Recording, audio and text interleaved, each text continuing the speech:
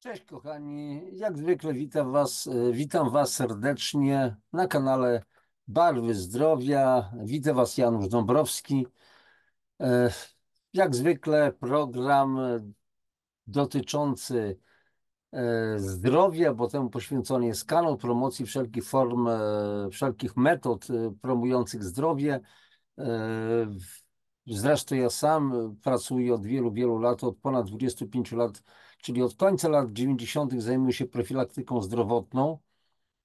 To była ciężka nauka, tak prawdę mówiąc, ale rozłożona w czasie i dlatego zdobyłem pewną wiedzę na temat i oddziaływania suplementacji, pól magnetycznych, i wody, trzech jakby podstawowych filarów naszego życia, ale to na tym się jeszcze nie kończy.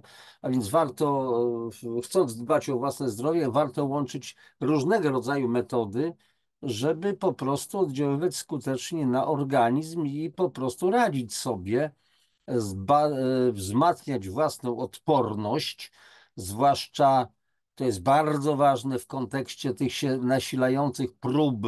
Ja to nazywam e, testowania, ponownego testowania stada, bo jak już wiecie, pojawiają się nowe strachy na lachy, znowu trzeba będzie podobno nosić, wiecie, te szmatowniki.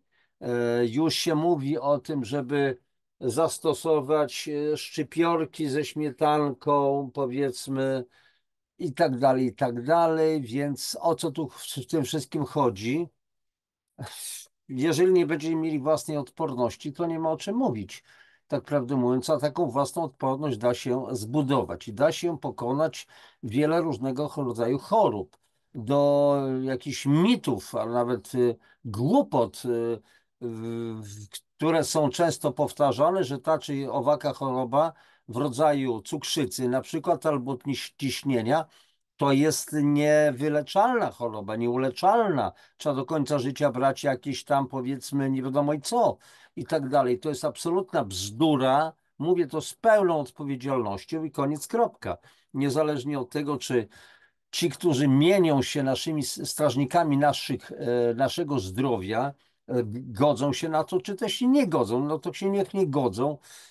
Doświadczenia praktyczne mówią, że można z wielu chorób uznanych za tak zwane choroby cywilizacyjne, nieuleczalne, dla kogo nieuleczalne, po prostu wyjść. Kochani, od razu z góry do Was prośba o lajki, o subskrypcje. Kliknijcie od razu, tam jest taka ikonka z takim drzewkiem szczęścia, tylko najedźcie kursorkiem, to się pojawia. Ci, którzy jeszcze nie zasubskrybowali, to jest bardzo ważne. Zależy mi na tym, żeby te treści, które promuję na kanale, które przedstawiam, po prostu poszły szeroko w świat do ludzi, trafiły pod tak zwane strzechy, jak to kiedyś mówił wieszcz, i tak dalej. O czym dzisiaj, kochani? A o pewnym hormonie bardzo ciekawym. I tutaj się cofnę w przeszłość. Jest 31 lipca 2013 roku. Niejaki pan Janusz Dąbrowski podejmuje decyzję, lekko zszokowany, decyzję o przystąpieniu do tego, żeby robić tak zwany kompleksowy program zdrowia, żeby zacząć propagować tak zwaną kurację metaboliczną. Dobrze, ale najpierw musiałem stanąć na pewne urządzenie, analizator składu ciała. To mnie zszokowało, bo miałem się o sobie jako taki, wiecie, mężczyzna, że jest ten w miarę sprawny, jak na mój ówczesny wiek i tak dalej, że mam mięśnie. Okazało się, że mam mięśni za mało. Nie wiedziałam, o co chodzi. Oburzyłem się, kazałem, że tak powiem, mojemu znajomemu, mówię, weź skasuj to jeszcze raz, wyzeruj, jeszcze raz muszę stanąć. Wynik był ten sam. Okazało się, że mam za mało mięśni. Jak to? To znaczy jestem fizycznie słaby, taki sobie chucherko. No nie, okazało się, że mam za mało mięśni w stosunku do tłuszczu. A więc byłem otłuszczony. I w stosunku do tego tłuszczu było za mało mięśni, a więc po prostu równowaga została zachwiana. Jak za mało mięśni, to nie trzeba było, nie ma czym spalać po prostu tłuszczu i tak dalej. No w każdym razie dobrze, mniejsza z tym, w ciągu 2 miesięcy zrzuciłem 13 kg, poczułem się jak młody Bóg po prostu i tak dalej.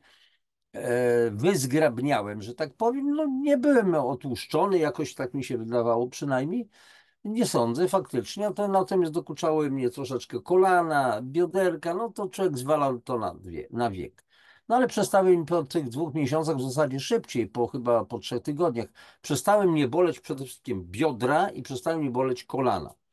Przestały mi dokuczać korzonki, czyli tak zwane zapalenie wielonerwowe. To był mój po prostu taki słaby punkt. Dobrze.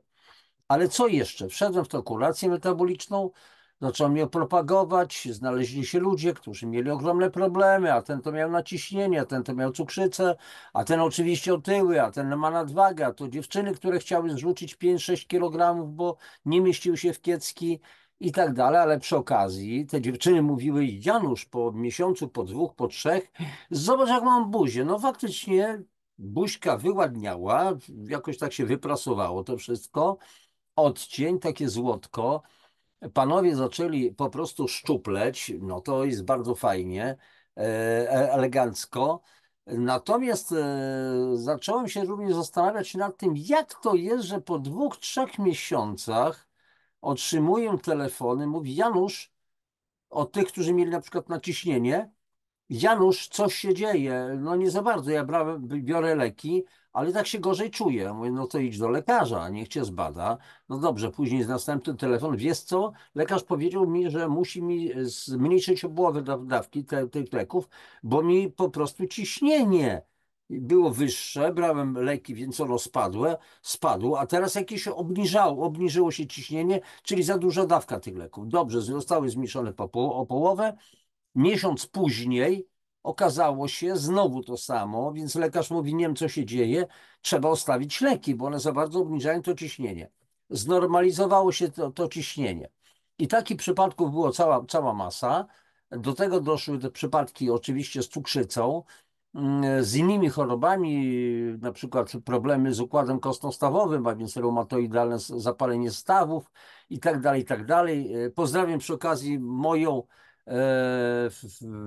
moją koleżankę, panią Urszulę Piekarską, która najpierw okrzyczała, powiedziała, że jestem szarlatan, nie uwierzyła w to, że można wyjść. Po 2 latach żeśmy się znowu spotkali. No wtedy nie byliśmy jeszcze znajomymi i ona już nie miała wyjścia, posłuchała coś na temat tej kolacji i powiedziała: no dobrze, ona spróbuje. I w tej chwili Ulka, ponieważ sama wyszła z RZS-u, pomaga innym ludziom po prostu bardzo skutecznie to załatwiać. Ale wracam do rzeczy. Wracam do tego naciśnienia. Mnie zaczęło zastanawiać się, o co chodzi, że ludzie zaczynają normalizować sobie ciśnienie, hypertension, z angielska zdaje się, że spada masa ciała, pięknie reguluje się, likwiduje się nadwagę, otyłość. No otyłość to nie jest takie proste przecież. Jak ktoś ma na przykład 40 kg nadwagi, to w ciągu 1 miesiąca nie stanie się to tak, ale były takie przypadki, że ludzie tracili mniej więcej 6-8 kg miesięcznie, pięknie, im się po prostu skóra wchłaniała, nic nie zwisało, nie było żadnych zwisów i tak dalej, i tak dalej. Miałem też taki przypadek, że w przeciągu 1 miesiąca człowiek zrzucił 13 kg, ale ja mówię: stary, ty się nie ciesz tak bardzo, bo ty przede wszystkim zrzuciłeś już niepotrzebną wodę. Pozbyłeś się niepotrzebnej wody, a na spalanie tłuszczu to jeszcze przyjdzie czas. Ale słuchajcie, zacząłem zastanawiać się, o co chodzi w tej kolacji, bo ja wiedziałem, no co dajemy, w jakich dawkach i tak dalej, ale jak to działa, bo ja lubię wiedzieć, jakie są mechanizmy. Jak trzeba, to komuś wytłumaczę, jak nie trzeba, to po prostu bierz to. Lekarz ci też niczego nie tłumaczy za bardzo, tylko każe brać ci leki i sprawa załatwiona. I zacząłem dochodzić, zacząłem znajdować materiały. To już było mniej więcej no, 2014-15 rok. Zacząłem szukać materiałów na stronach anglojęzycznych, niemieckojęzycznych i tak dalej. I znalazłem wówczas, dla mnie to była wiedza po prostu nieznana, dla wielu być może znana, adiponektyna. I zacząłem mówić na szkoleniach: posłuchajcie, a to robi te piękne cuda adiponektyna, bo jeżeli masz potężnie zakwaszony organizm, zatruty, czyli spada ci poziom pH porannego moczu, czyli jesteś zakwaszony, to jednocześnie spada ci również poziom adiponektyny. Jak spada ci poziom adiponektyny, pojawia się nadciśnienie, pojawia się otyłość, problemy z cukrem, z poziomem cukru, insuliny we krwi, pojawia się insulinooporność, cukrzyca typu 2, LZS i wiele, wiele innych problemów. Jak ludzie zaczęli się odkwaszać, czyli zaczęli podnosić swoje pH, co widać na poziomie pH porannego moczu, bo to pH porannego moczu badane przy pomocy prostych pasków lakmusowych w domu, nawet nie trzeba do laboratorium nosić tych siuśków naszych w kubeczkach, w jakichś tam pojemniczkach, podnosi się pH, to znaczy porannego moczu, co oznacza, że zaczynamy odkwaszamy tak zwane przestrzenie międzykomórkowe, interstycjum, to jednocześnie okazuje się rośnie poziom adiponektyny. Jak rośnie poziom adiponektyny, znika nadciśnienie, znika cukrzyca, znika w ogóle insulinooporność, znikają różnego rodzaju bóle pleców, barków i tak dalej, i tak dalej. Wiele rzeczy się wspaniale po prostu normalizuje. I ja do tego doszedłem, ale później przez kilka lat to tak ciągle myślałem o tym, żeby zrobić jakiś taki solidny wykład na ten temat, na temat adiponektyny, ale jakoś tak nie za bardzo miałem pociąg do tego. Nie miałem pomysłu na to, jak to zrobić, aż właśnie dzisiaj spotykamy się i mamy dla Was coś dzisiaj przedstawię. A więc adiponektyna. Dobrze, ale żeby to omówić, to oczywiście udostępnię ekran. I przedstawię Wam tutaj to, co przygotowałem specjalnie. Moment, widok tryb pełnego ekranu i zaczynamy. A więc słuchajcie, no moje hasło jak zwykle z ludźmi, dla ludzi poprzez ludzi. Adiponektyna, sekretny klucz do pokonania m.in. otyłości, naciśnienia, cukrzycy, ale nie tylko tego. O nowotworach też będziemy mówić i o dyslipidemii i o wielu innych rzeczach. I jak prosta kuracja metaboliczna może odmienić Twoje zdrowie, a może odmienić w warunkach domowych i tak dalej. Więc słuchajcie, co to jest adiponektyna? Adiponektyna to jest białko wydzielane głównie przez przez komórki tłuszczowe, czyli tak zwane adipocyty. I adipocyty, komórki tłuszczowe, jak dobrze pamiętam, one się rozwijają u dzieci mniej więcej chyba do 2 roku, o ile pamiętam, być może do 3, ale tu mogę popełnić błąd, ewentualnie znawcy mogą mnie poprawić. I do tego momentu, do tego 2 czy też 3, tu się mogę mylić, ile tych komórek my wytworzymy, tyle ich będzie w naszym organizmie aż do końca naszego życia. One już nie znikną. Więc chodzi o to po pierwsze, żeby za dużo ich nie powstawało, czyli nie przekarmiajmy na Boga dzieci, bo będą później miały problemy, a te komórki mogą się albo zmniejszać jedynie, albo się powiększać wielokrotnie. Tylko tyle. A więc chodzi o to, żeby było ich w miarę mało i żeby po prostu ich nie powiększać. I adiponektyna odgrywa kluczową rolę w regulacji różnych procesów metabolicznych, w tym metabolizmu glukozy, czyli cukru prostego, o tu błąd, cukier prosty, to jest paliwo dla naszego mózgu, glukoza, i lipidów, czyli tak zwanych tłuszczowców, w takim skrócie. Adiponektyna jest białkiem, jak wiele substancji w organizmie, ale jest to jednocześnie hormon, który ma działanie przeciwzapalne i przeciwmiażdżycowe. I wysoki poziom adiponektyny sprzyja zdrowiu metabolicznemu, podczas gdy niski poziom adiponektyny jest związany z różnymi zaburzeniami metabolicznymi. Więc warto byłoby zadbać o ten wysoki poziom. I ten poziom adiponektyny obserwuje się w przeróżnych badaniach, a będę o tym mówił, dlatego że dzisiejsza audycja to jest taka audycja troszeczkę przygotowująca Was do omówienia do następnych audycji. Myślę, że przygotuję po prostu kilka audycji dotyczących badań naukowych nad adiponektyną, jak ona działa w przypadku naciśnienia, nowotworów, cukrzycy i tak dalej, więc już będziecie wiedzieli, co to takiego jest, będziecie przygotowani, nie będzie to tabula rasa. Więc obserwują naukowcy, lekarze, że poziom adiponektyny jest często obniżony u osób otyłych z cukrzycą typu 2 i chorobami sercowo-naczyniowymi, co sugeruje związek pomiędzy niedoborem tego białka, hormonu, a występowaniem tych schorzeń. Ale tu jest też fajna sprawa, że Jest to tak zwany paradoks adiponektynowy. Dlaczego? Dlatego, że pomimo wytwarzania tego białka przez komórki tłuszczowe, czyli adipocyty, o czym mówiłem, jego stężenie jest niższe u osób z nadwagą, a wyższe u osób, które mają normalną, znormalizowaną masę ciała. Są po prostu szczupłe. To jak to jest? Mam dużo komórek tłuszczowych, tych adipocytów, a tej adiponektyny jest mniej. Właśnie to jest tutaj, mamy do czynienia z tym paradoksem adiponektyny. I teraz, jaką rolę adiponektyna odgrywa w organizmie? Kilka punktów. Po pierwsze, zajmuje się regulacją metabolizmu glukozy, bo adiponektyna zwiększa wrażliwość komórek na insulinę, zwłaszcza komórek mięśni, co pomaga w utrzymaniu prawidłowego poziomu glukozy we krwi. Wystarczy niewielka ilość insuliny i już ta niewielka ilość insuliny, ja oczywiście będę używał pewnych skrótów myślowych, rzecz jasna. Naukowcy, lekarze mogą się do mnie po prostu mieć pretensje, proszę pana, to jest zbyt proste i tak dalej, ale nie musimy tutaj mieć jakichś wykładów takich quasi-naukowych. A więc wystarczy niewielka ilość insuliny, żeby spalić ewentualnie glukozę już w mięśniach.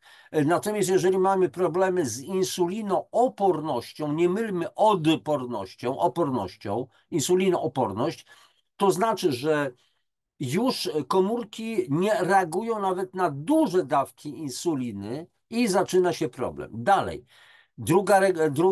Druga rola, bardzo ważna, to jest regulacja metabolizmu, czyli przemian energetycznych, przemian materii, energii i tak dalej, regulacja metabolizmu lipidów, czyli adiponektyna zwiększa utlenianie, spalanie kwasów tłuszczowych w mięśniach szkieletowych i wątrobie, co przyczynia się do obniżenia poziomu trójglicerydów, czyli inaczej triglicerydów w surowicy, we krwi po prostu. A to trójglicerydy odpowiadają naprawdę za nasze różnego rodzaju problemy zdrowotne, więc bardziej niż wskaźniki cholesterolu, trójglicerydy, wskaźnik poziomu trójglicerydów jest bardzo ważny. Ale tutaj, jak mówimy już o mięśniach, to trzeba by wyjaśnić, czym są te mięśnie po prostu szkieletowe. Bo nam się wydaje, że często nam zależy, chłopakom zwłaszcza, że wiecie, o tutaj to musi być, tu musi być, kark to musi być, uda i tak dalej. Nie, nie, nie, nie, to nie jest najważniejsze. Otóż to mięśnie szkieletowe, poprzecznie proszkowane, które są przymocowane do kości albo bezpośrednio, albo za pośrednictwem ścięgien, są zbudowane z mocnych wiązek włókien kolagenowych. I tutaj znowu jest sprawa bardzo ważna. Trzeba zadbać o nasz kolagen, bo kolagen w miarę upływu lat zmniejsza się wytwarzanie kolagenu w organizmie. Teraz pytanie dlaczego? Bo nie dostarczamy substratów do jego budowania. A jakie są substraty? To jest krzem, to jest witamina A, to jest witamina C, to są kwasy tłuszczowe, na przykład omega-3 i tak dalej, i tak dalej. I to mięśnie szkieletowe wykonują większość pracy w celu poruszania się, a więc spalają glukozę, paliwo. I im więcej będziemy tych mięśni szkieletowych mieli, tym szybciej następuje spalanie glukozy.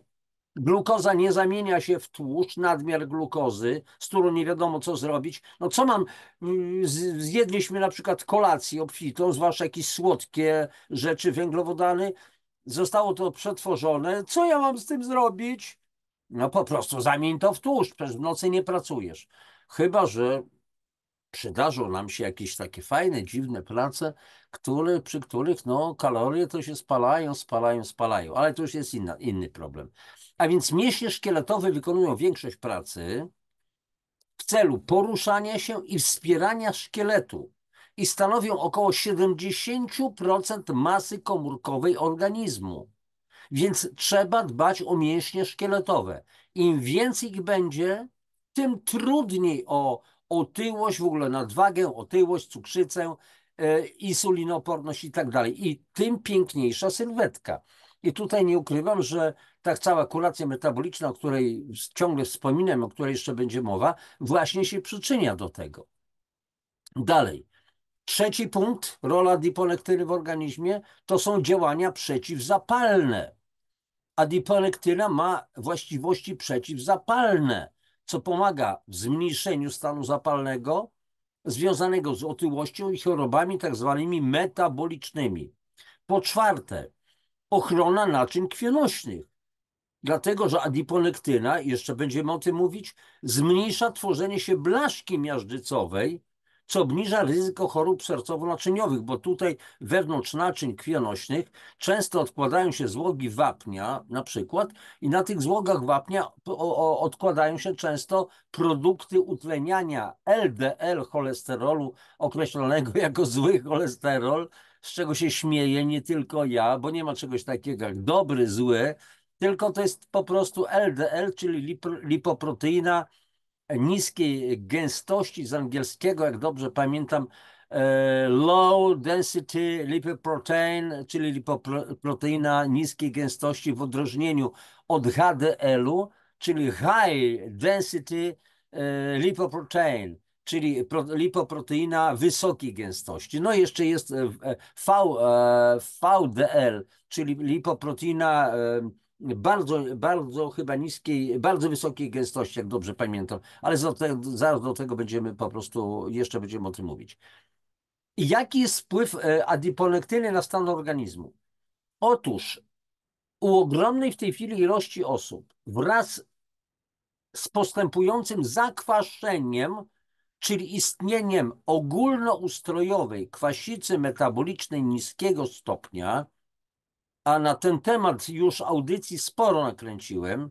Jest taka kluczowa, gdzie tam chyba wymieniam z pewnej pracy naukowej, chyba 7 czy 8 nazw równolegle funkcjonujących. Jeszcze raz powtarzam, ogólnoustrojowa, utajona, bezobjawowa, czyli latentna, kwasica metaboliczna, łagodna albo też niskiego stopnia. I niech nikogo nie zmyli nie zmylą te określenia łagodna, niskiego stopnia, nic się nie dzieje. Dzieje się, dlatego że to się dzieje przez wiele, wiele lat i to prowadzi do stopniowej destrukcji wszystkich narządów organizmu, wszystkich systemów.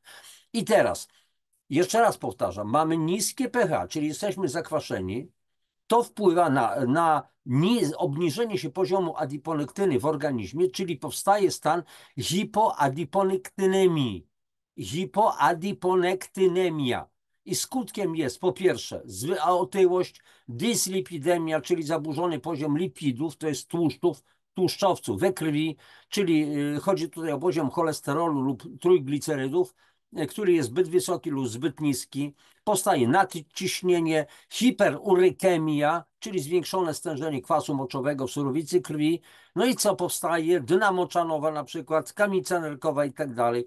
Dalej, zespół metaboliczny.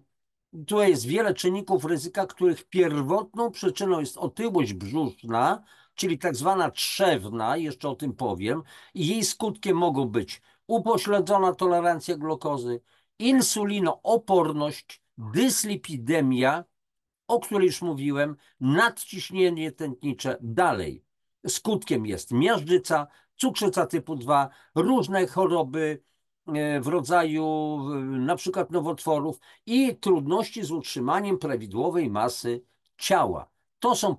To jest skutek hipoadiponektynemii, czyli niskiego poziomu adiponektyny. I teraz jaki jest wpływ adiponektyny na otyłość? Otóż niski poziom adiponektyny wpływa na rozwój otyłości poprzez zaburzenia metabolizmu lipidów, czyli tłuszczowców, prowadzące do nadmiernego gromadzenia się tłuszczu w organizmie, do zwiększenia insulinooporności, co sprzyja magazynowaniu tłuszczu i prowadzi do cukrzycy typu 2.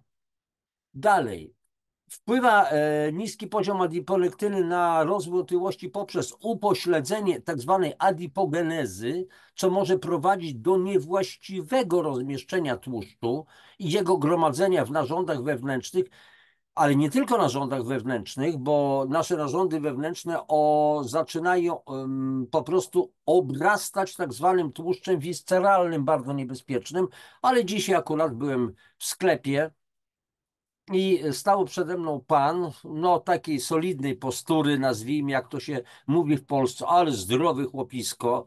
to znaczy zdrowy, czyli otyły, tak? Bo się tak kojarzy kawał chłopa z brzuchem i tak dalej, o to zdrowy chłop i tak dalej. Zupełnie pomieszane pojęcia. I pan no był w koszuli i widziałem na jego gdzieś tak poniżej łopatki taki jakby guz. Domyśliłem się, że to jest po prostu potężny tłuszczak. Ale pytanie, skąd się wziął? Być może kiedyś będziemy na ten temat mówić, a to jest jedna z przyczyn tego wszystkiego. Dalej. Niski poziom adiponektyny wpływa na rozwój otyłości poprzez zwiększenie stanu zapalnego, który może nasilać przyrost masy ciała i poprzez zmniejszenie oksydacji, czyli utleniania kwasów tłuszczowych, co skutkuje obniżeniem zużycia energii i dalszym gromadzeniem się po prostu tłuszczu. I to jest właśnie, słuchajcie, problem i to bardzo, bardzo poważny problem. Poczekajcie tutaj, postaram się obniżyć tutaj tą listewkę. I teraz osoby z otyłością mają zazwyczaj niższy poziom adiponektyny. Ja tutaj piszę, mamy zazwyczaj, praktycznie na 99% zawsze tak jest. Niski poziom adiponektyny jest związany, przypomnę, z insulinoopornością i zwiększonym ryzykiem rozwoju cukrzycy typu 2 oraz chorób sercowo-naczyniowych. Osoby otyłe mają obniżony poziom adiponektyny. Jeszcze raz to, żeby to bardzo mocno wybrzmiało. I tutaj mamy do czynienia z otyłością, ale przede wszystkim tak zwaną otyłością trzewną, wewnętrzną. Mamy do czynienia z pojawieniem się dużych ilości tłuszczu visceralnego. Myślę, że w najbliższym czasie też przedstawię Wam w moich audycjach sprawy związane z tym bardzo niebezpiecznym tłuszczem wewnętrznym, który, zresztą za chwileczkę jeszcze będę mówił, który może również występować u osób szczupłych. I ta otyłość, zwłaszcza trzewna, czyli wewnętrzna, jest szczególnie groźna dla zdrowia metabolicznego, związana z wieloma chorobami, więc cukrzycą typu 2, naciśnieniem, miażdżycą, nowotworami itd., itd. I ten niski poziom, i teraz zobaczmy, jaki jest wpływ adiponektyny na tak zwaną dyslipidemię, czyli rozchwianie poziomów cholesterolu, trójglicerydów i tak dalej. Otóż niski poziom adiponektyny przyczynia się do dyslipidemii poprzez zmniejszenie aktywności tak zwanej lipazy lipoproteinowej. Jest to, słuchajcie, kochani, enzym, który odpowiada za rozkład trójglicerydów, a co prowadzi do wzrostu ich poziomu, jeżeli nie można ich rozłożyć, bo nie ma czym. Dalej, następuje zwiększenie insulinooporności, co sprzyja nadprodukcji VLDL, to jest lipoproteina o bardzo małej gęstości, bo jeszcze raz przypomnę, żeby to uporządkować. A więc jest VLDL, lipoproteina o bardzo małej gęstości, jest LDL, lipoproteina o niskiej gęstości i jest HDL, lipoproteina o wysokiej gęstości i tak dalej. A więc obniża się wówczas poziom tak zwanego dobrego cholesterolu, ale tutaj ja tylko używam tego słowa dobrego, żeby mieć jakieś, żebyście mieli takie zrozumienie po prostu, bo nie ma czegoś takiego jak dobry, zły cholesterol, to jest jakaś bzdura. LDL łata po prostu pęknięcia często w naszych naczyniach krwionośnych jakieś po prostu i tak dalej, natomiast jego produkty, jego utleniania mogą dla nas stanowić problem i tak dalej. Dalej. Niski poziom adiponektyny przyczynia się do dyslipidemii poprzez zmniejszenie efektywnego, skutecznego wychwytu cholesterolu LDL przez wątrobę, co prowadzi do podwyższenia jego poziomu po prostu we krwi. I to jest problem już. Dalej, jak wpływa adiponektyna na naciśnienie? A więc znowu mówimy o niskim poziomie, bo nie ma problemu z wysokim poziomem, tylko z niskim. A więc jeżeli mamy niski poziom, to po prostu następuje dysfunkcja śródbłonka, naczyń krwionośnych, która zmniejsza produkcję tlenku azotu, to jest tak zwany wazodilatator, czyli powodujący rozszerzanie się naczyń krwionośnych, i prowadzi to do skurczu naczyń i wzrostu ciśnienia krwi. A więc zobaczcie, jeżeli mamy takie miałoby być światło naczynia, a tymczasem nie ma tego tlenku azotu i naczynia się kurczą, to ta sama ilość krwi musi być przepompowana przez tą mniejszą tą średnicę i w związku z tym rośnie ciśnienie krwi. Dalej, następuje zwiększenie stanu zapalnego, który uszkadza naczynia krwionośne, sprzyjając ich zwężeniu i podwyższeniu znowu ciśnienia. Dalej, następuje pogorszenie metabolizmu lipidów, czyli tych przemian wszystkich metabolicznych tłuszczowców, co prowadzi do miażdżycy i zwężenia naczyń krwionośnych. Dochodzi do nadmiernej aktywacji takiego tak zwanego układu RAA, czyli układ renina, angiotensyna, aldosteron. Nieważne w tej chwili, co to jest. W każdym razie to jest taki kaskadowy łańcuch reakcji kontrolujących ciśnienie krwi i gospodarkę wodno-elektrolitową. Ale co powoduje retencję sodu, czyli gromadzenie się sodu i wody oraz większą objętość krwi krążącej? To jest właśnie problem. I takich przyczyn tutaj, jak widzicie, jeszcze jest kilka, tak prawdę mówiąc, a więc mamy z tym po prostu problemy. Dalej. Pamiętajmy, że adiponektyna działa ochronnie na naczynia krwionośne, zmniejsza stan zapalny i sztywność naczyń, co pomaga w utrzymaniu prawidłowego ciśnienia krwi. Niski poziom adiponektyny prowadzi zwykle do miażdżycy, do nadciśnienia, do zawałów mięśnia sercowego. Więc w związku z tym, kochani, no trzeba działać, robić wszystko, żeby mieć wysoki poziom adiponektyny w organizmie. I teraz znowu, jaki jest z kolei wpływ adiponektyny na hiperurykemię? Otóż niski poziom adiponektyny przyczynia się do wzrostu ryzyka hiperurykemii, czyli następuje zwiększenie insulinooporności, co prowadzi do wzrostu produkcji kwasu moczowego. A co następuje, jeżeli wzrasta produkcja kwasu moczowego? Pojawia się na przykład dna moczanowa, czyli choroba królów arystokracji, dawna nazwa podagra. Dalej, następuje nasilenie stanu zapalnego, co również zwiększa produkcję kwasu moczowego. Następuje pogorszenie metabolizmu lipidów, czyli tłuszczowców, powtarzam to po raz któryś już, co wpływa znowu na zwiększenie poziomu kwasu moczowego. Ale teraz popatrzcie, tutaj na ilustracji pokazuję wam taki przykład narastania złogów, krystalizacji, kryształków. Znaczy, no, następuje krystalizacja cząstek kwasu moczowego. Mamy problem z bolesnym paluchem, zwłaszcza to na paluchu. No i w nocy, zazwyczaj między pierwszą a trzecią, następują takie ataki. Dotyk prześcieradła powoduje potężny ból i tak dalej, i tak dalej. Oczywiście staw jest zniekształcony. A tu na dole mamy nereczkę, kochani. A w nerce tej są kamienie. Mamy do czynienia z kamicą nerkową. I teraz popatrzcie, że wszystkie te mechanizmy, o których mówimy, są powiązane z nadmiarem kwasu moczowego we krwi, co w dłuższym czasie zwykle prowadzi do rozwoju dny moczanowej, kamicy nerkowej i zaczynają się u nas poważne bardzo po prostu problemy z organizmem. Dalej, jaki jest wpływ adiponektyny na tak zwany zespół metaboliczny? Zespół metaboliczny to jest zwiększenie po prostu jakie są czynniki działające, czyli po pierwsze zwiększenie insulinooporności, co jest centralnym mechanizmem tego zespołu. Następuje wzmocnienie stanu zapalnego, który pogarsza inne aspekty zespołu metabolicznego, pogorszenie profilu lipidowego tłuszczowców, co przyczynia się do rozwoju dyslipidemii. Następuje zwiększenie otyłości brzusznej, czyli zwiększa się ilość tłuszczu wewnętrznego, tak zwanego trzewnego, czyli inaczej visceralnego. I to jest związane z wieloma niekorzystnymi skutkami metabolicznymi, bo ten tłuszcz trzewny jest takim rodzajem dosłownie gruczołu dokrewnego, który zaczyna wytwarzać własne hormony, własne substancje. Następuje również wpływ na ciśnienie krwi, co prowadzi z kolei do nadciśnienia. A więc te wszystkie razem czynniki tworzą tak zwany zespół metaboliczny, a to wszystko prowadzi do powstania różnorodnych chorób, takich jak choroby serca, udar mózgu, czy po prostu cukrzyca. Dalej. Jaki jest wpływ adiponektyny na miażdżycę? No tutaj widzicie ilustrację, czyste, normalna arteria. Już następuje arterioskleroza, czyli odkładanie się różnego rodzaju złogów i tak dalej. No i później zaczynają się, blaszka miażdżycowa powstaje i problem.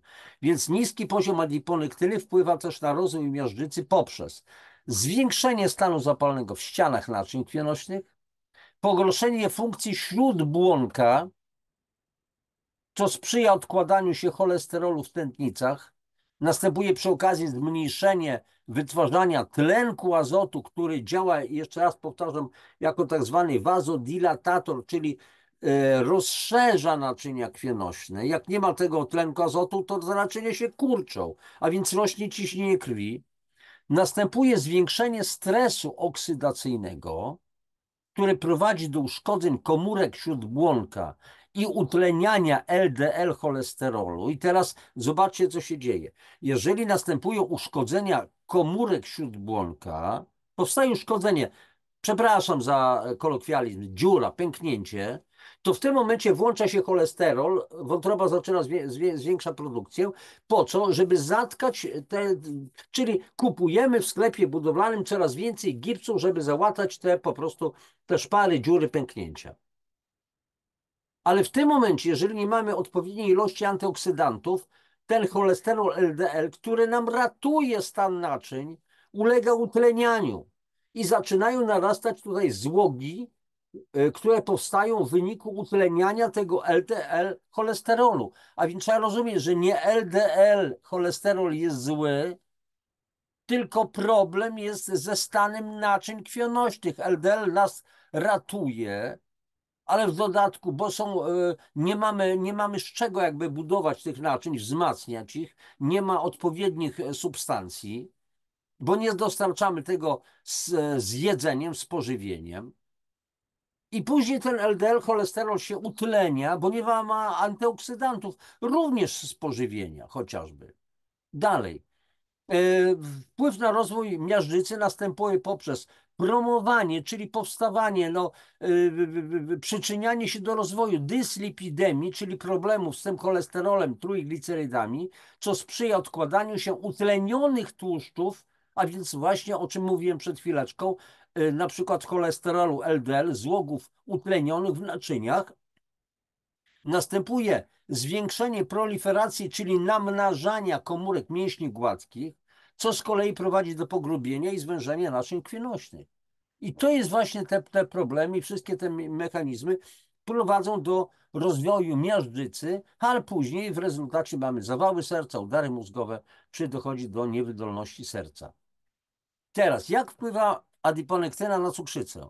Otóż niski poziom adiponektyny wpływa na rozwój cukrzycy typu 2, bo jest cukrzyca typu 1 związana z niedoczynnością komórek beta-trzustkowych w trzustce, ale to jest inna para kaloszy niejako w tej chwili. A więc w jaki sposób wpływa na rozwój cukrzycy? Poprzez zwiększenie insulinooporności, co prowadzi do zaburzenia wchłaniania glukozy przez komórki i podwyższenia poziomu cukru we krwi. Następuje zwiększenie stanu, poprzez zwiększenie stanu zapalnego, który znów nasila insulinooporność i uszkadza komórki, a dodatkowo pogarsza kontrolę glukozy. Wpływa niski poziom poprzez pogorszenie metabolizmu lipidów, czyli tłuszczowców, o których ja mówiłem, co przyczynia się do dyslipidemii omawianej wcześniej, zwiększającej znowu ryzyko insulinoporności i jak zauważyliście, to jest ciągle błędne koło. Jeden problem wywołuje drugi problem, a ten drugi problem powiększa pierwszy problem. Dalej. Wpływa na rozwój cukrzycy, ten niski poziom adiponektyny, poprzez zwiększenie produkcji glukozy w wątrobie, co prowadzi do hiperglikemii, czyli bardzo wysokich poziomów glukozy i następuje promowanie otyłości, rozwój otyłości, która jest silnie powiązana z insulinoopornością i rozwojem cukrzycy typu 2. I osoby z niskim poziomem adiponektyny po prostu cierpią. Cierpią przede wszystkim na cukrzycę, a zazwyczaj towarzyszy tej cukrzycy otyłość i zaburzenia metabolizmu po prostu lipidów. I tutaj, żeby podsumować to, ten wpływ adiponektyny na cukrzycę, adiponektyna poprawia wrażliwość na insulinę, co jest kluczowe w zapobieganiu i leczeniu cukrzycy typu 2. I ten niski poziom adiponektyny jest skorelowany z wyższym ryzykiem rozwoju cukrzycy. Im niższy poziom adiponektyny, tym większe ryzyko cukrzycy.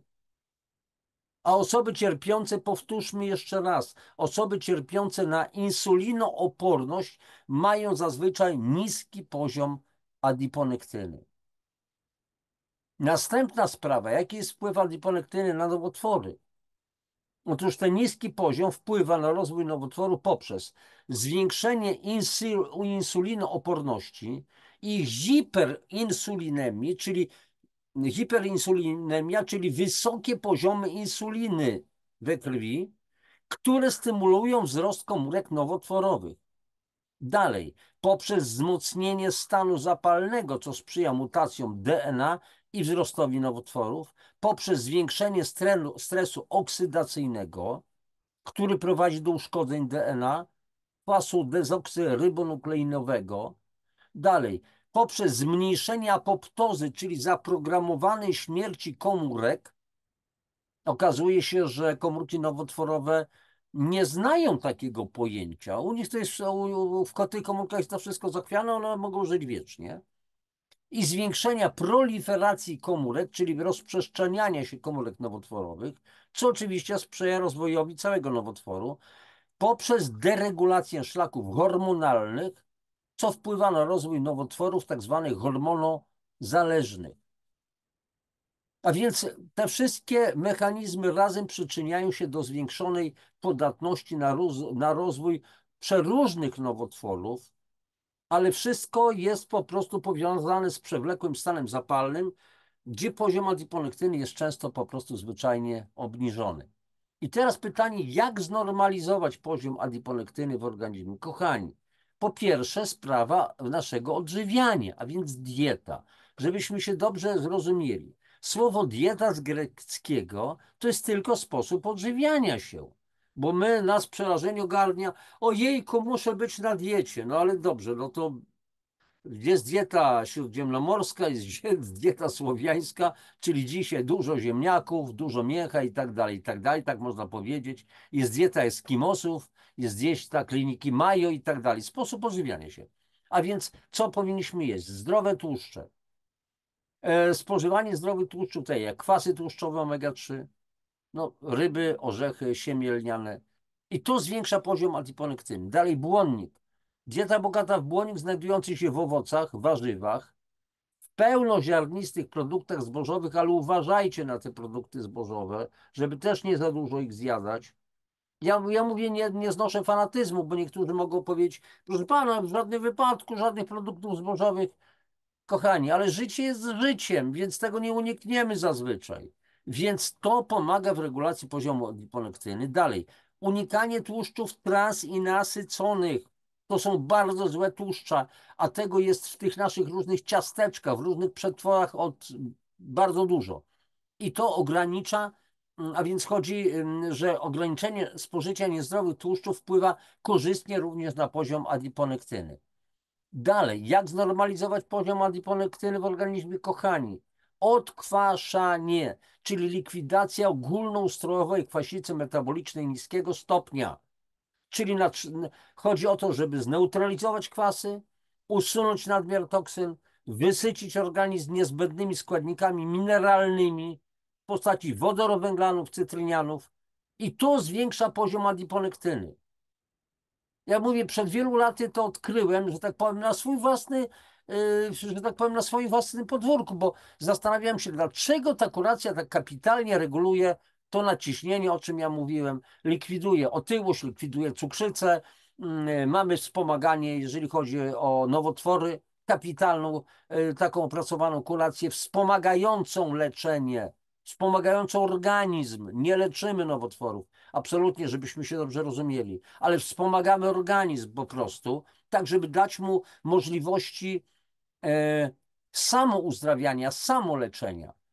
A więc jeżeli mamy się odkwaszać, to tutaj jest niezbędna w takim razie kompleksowa, ściśle dobrana suplementacja, której celem jest właśnie dostarczenie organizmowi wielu różnego rodzaju składników mineralnych. To mamy w dyspozycji. Dalej. Co może, jak możemy jeszcze, jakie działania podjąć, żeby znormalizować poziom adiponektyny w organizmie? Znormalizować masę ciała, czyli zacząć się odchudzać.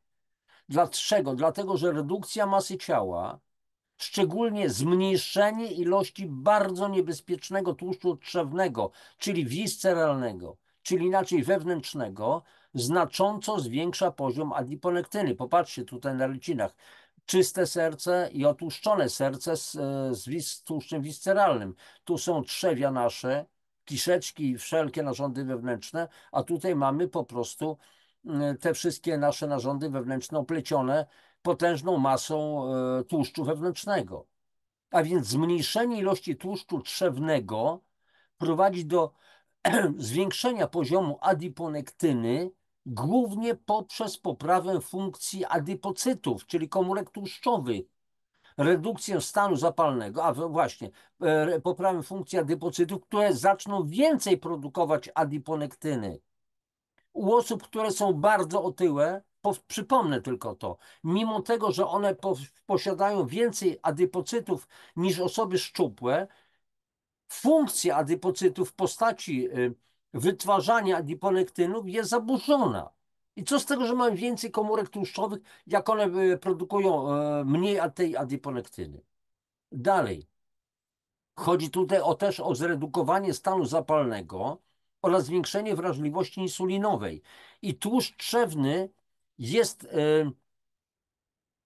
jest metabolicznie aktywną tkanką, która w nadmiarze wydziela szkodliwe substancje i hormony hamujące produkcję adiponektyny. I ten tłuszcz wydziela masę czynników zapalnych i prozapalnych. A więc zmniejszenie tej tkanki visceralnej po prostu odwraca te negatywne efekty, pozwala po prostu doprowadzić do równowagi metabolicznej cały organizm. I jeszcze raz tylko tutaj chciałbym przypomnieć, pokazać Wam, że tłuszcz trzewny, czyli inaczej wewnętrzny visceralny, powstaje, aby chronić organizm taką barierą, taką słonką przed bezpośrednim wpływem toksyn o charakterze kwasów. To jest pięknie, ładnie, ale jak za dużo będzie go, to on jest rodzajem wysypiska śmieci chemicznych w organizmie i w związku z tym to toksyn i te toksyny wywołują w organizmie permanentne stany zapalne. Tłuszcz trzewny jest bardzo niebezpieczny. I on występuje także często u osób szczupłych, wywołujących szereg chorób. Zobaczcie, macie tutaj ten rysunek. Tu akurat visceral fat, czyli tłuszcz wewnętrzny. Osoba jest po prostu szczupła, ale ma duże ilości tego tłuszczu wewnętrznego. Tutaj zobaczcie, ten człowiek, przecież on na tym pierwszym zdjęciu po lewej wcale nie jest otłuszczony. On ma lekko wystający brzuch. Zrzucił 3 kg tłuszczu, ale to nie chodzi o tłuszcz podskórny.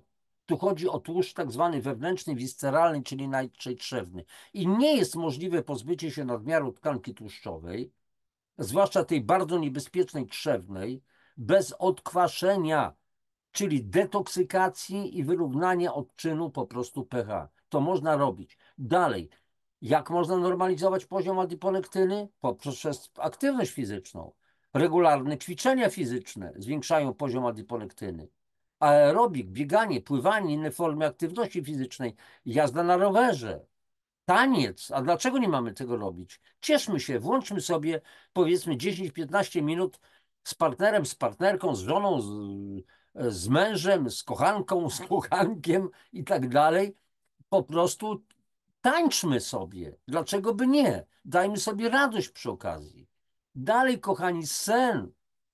Odpowiednia ilość snu jest kluczowa dla utrzymania zdrowego poziomu adiponektyny, bo brak snu może prowadzić do obniżenia poziomu tego hormonu.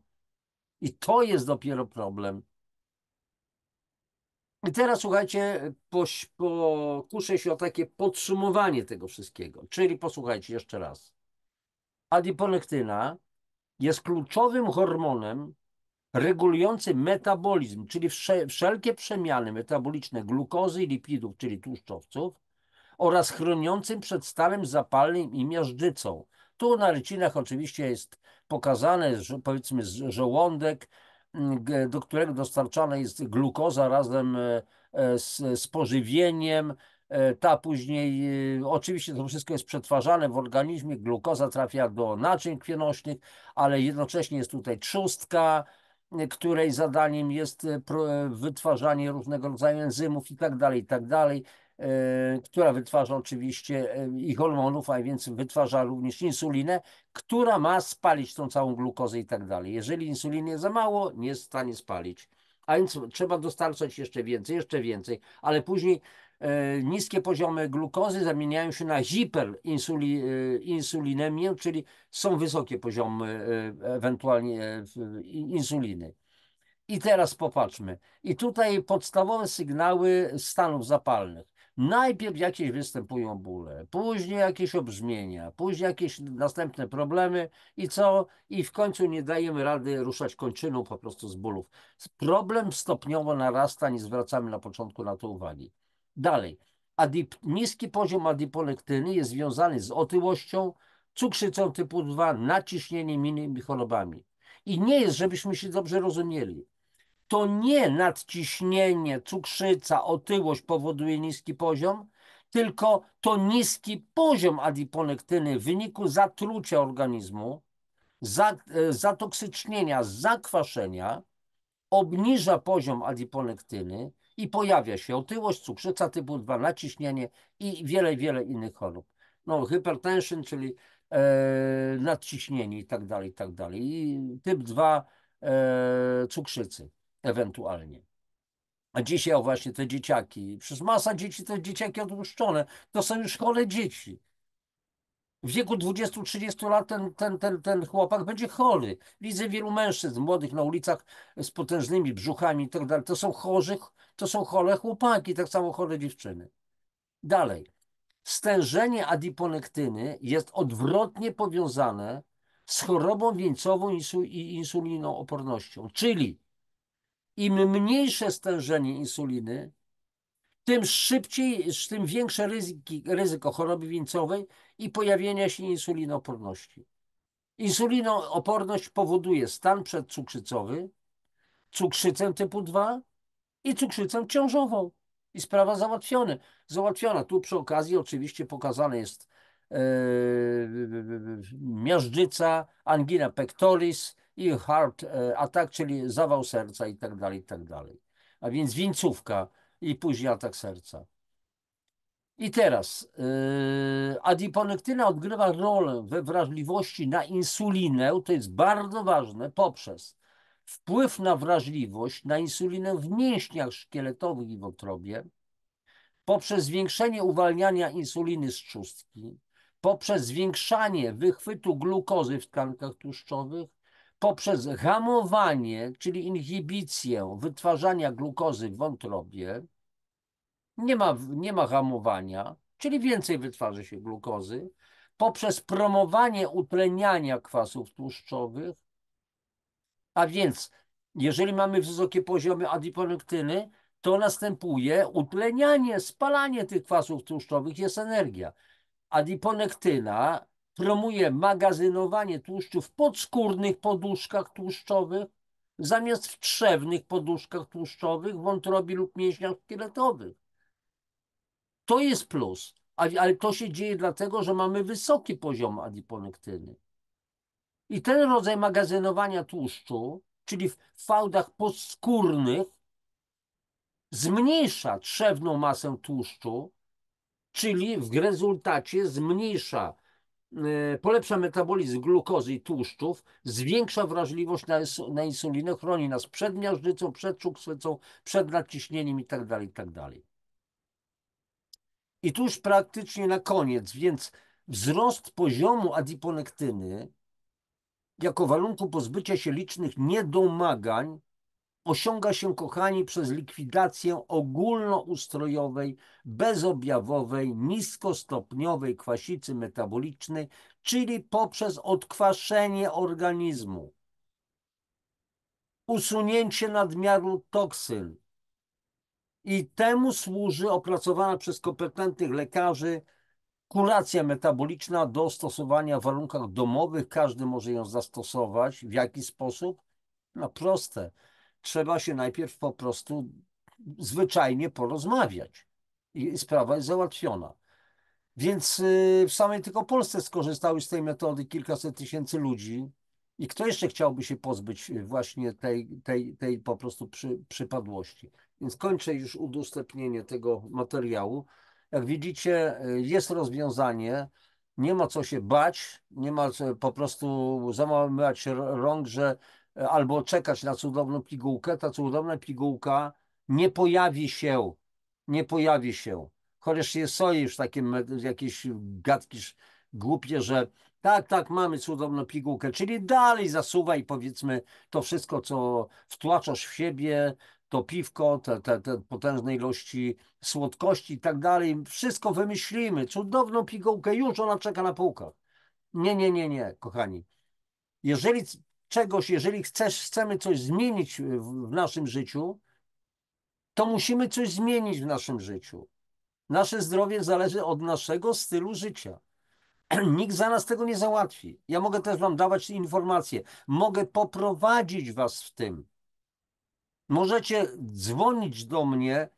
Najpierw skontaktujcie się przez zawsze pod każdą audycją podaję mój adres mailowy. Piszcie, panie Januszu, potrzebuję pomocy, odkwasić się, czy zlikwidować to, czy tamto, czy mam cukrzycę. Proszę bardzo, będziemy rozmawiać. Będziemy rozmawiać. Jeżeli boicie się, że a ile to kosztuje, bo ludzie nieraz obawiają się zapytać o to, to od razu mówię, konsultacja nie kosztuje u mnie nic. Jeżeli chcecie, skieruję was do kogoś jeszcze innego. Do moich znajomych, którzy powychodzili z tych problemów, wielu z nich po prostu wyszło, sprawa załatwiona i nic więcej nie chcą robić, ale wielu z nich zaczęło pomagać ludziom.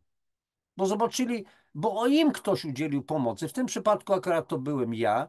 I oni zechcieli, mówić, no Janusz, to jest przerażające, no jak to? Byłam wielokrotnie w przychodniach, tam się ciągle mówi o tym, że mm, to jest nieuleczalne, na przykład RZS, że będzie jeszcze powiedzmy 10 lat będę jeździć na wózku, że tylko glikokortykosteroidy, od których się puchnie, od sterydów i które zmieniają w ogóle całe nasze ciało i sposób myślenia i tak dalej, i tak dalej. Nie. To jest absolutna bzdura. Można z tego po prostu wyjść, tylko trzeba po prostu chcieć, trzeba rozmawiać i sprawa załatwiona. Wiem, że pojawiają się takie odgłosy, że no tak, słucham pana i tutaj Janusza Dąbrowskiego, ale nie podaje on konkretnych rzeczy i tak dalej. Przepraszam bardzo. Pod każdą audycją daję link do kompleksowego programu zdrowia, czyli link do kuracji metabolicznej. Jakie są zasady? I wielokrotnie mówiłem, nie podam nikomu, co trzeba zastosować, jakie środki, bo to jest bezsensowne. Dlaczego? Dlatego, że jak znam życie, to wiecie, co wielu ludzi potrafi robić? Pobiegnie do sklepu, do apteki, kupi jakieś środki zastępcze, gdzie jest nazwa aloes, kolostrum, reishi, czystek, to, tamto, siamto, o których ja nic nie wiem, jaki jest procent tego aloesu, na przykład żelu aloesowego w 100% soku aloesowym, bo miałem takie przypadki, bo ja mogę, oczywiście ja niczego nie sprzedaję, bo nie mam własnego sklepu żadnego, ale pomagam zrobić zamówienie tam, gdzie ja lubię, za 30% taniej, chwała Bogu, bo wprowadzą do systemu żel, na przykład litr żelu alesowego kosztuje 120 tam złotych z groszami na dzisiaj akurat, na dzień opracowania tej. Natomiast on pobiegł a ten żel alesowy ma ponad 90% miąższu alesowego, a on w aptece kupił za 17 złotych 100% sok alesowy. I mówi, że to kompletnie nie działa. Bo sok, 100% sok to jest może 3-5% miąższu alesowego, 90 parę procent wody, 1-2% jeszcze jakiejś ingrediencji, jakiś nie wiadomo czego. I zgodnie z moją normą zakładową jest to 100% sok aloesowy. A kto mi zabroni tak to nazwać? Kochani, no przecież niczego przed wami nie odkrywam. Jakość się liczy, jakość się liczy. Druga sprawa, a kto was w tym wszystkim, w tej kolacji poprowadzi? Wiecie, że to nie jest takie proste? Trzeba wiedzieć jak. To tak jak powiedzmy, ktoś nas zaprosił do eleganckiej restauracji i nagle mamy przed sobą zestaw kilkunastu sztućców i nie wiadomo, co z tym robić. A więc musi być ktoś, kto poprowadzi, kto wytłumaczy. Nie ma wstydu. Nigdy się z tym nie spotkałeś, więc daj się po prostu poprowadzić. Ja ci to wytłumaczę. Wszystkiego zawsze trzeba się nauczyć i sprawa jest załatwiona. Także, kochani, jeżeli będziecie tylko mieli ochotę, to jeszcze raz powtarzam, możecie się kontaktować. Książki Janusz Dąbrowski @gmail.com. Tam piszę na dole w opisie każdej mojej audycji, czyli Ksiaski Janusz Dabrowski @gmail.com i sprawa załatwiona. Możecie pisać. Jak ja nie dam rady po prostu czasowo, to skieruję do kogoś, do kogo mam zaufanie, kto już przeszedł przez takie kulacje, wyprowadził się z problemów i sprawa załatwiona. No i tyle. A cóż, no, każdy ma wybór, każdy ma być wolny i każdy ma prawo podejmować takie decyzje, jakie sobie chce.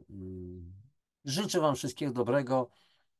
Dziękuję, że znowu żeście byli. Na koniec znowu powtórzę prośbę. Przekazujcie ten materiał dalej swoim znajomym, swoim bliskim. Oni nie muszą z tego skorzystać kompletnie, ale może odklei się jakaś klapka, otworzy się jakaś klapka, może zaczną sobie inaczej zupełnie myśleć. Proszę Was też o lajki, proszę o komentarze. Niech to będzie jedno słowo, dziękuję, albo nie wiem, gwiazdka, uśmieszek, bo algorytmy to oceniają po prostu, liczą YouTube'owe i pozycjonują. Chodzi o to, że myślę, że te audycje moje, no może to nieskromnie zabrzmi, ale mają bardzo wysoką wartość, dlatego że staram się, szukam naprawdę cennych materiałów i to po prostu przekazuję Wam. Z najlepszymi intencjami. Wszystkiego dobrego. Trzymajcie się, popadki. Już zamykam to wszystko. Wstrzymuję nagranie. Jeszcze raz. Najlepszości dla Was.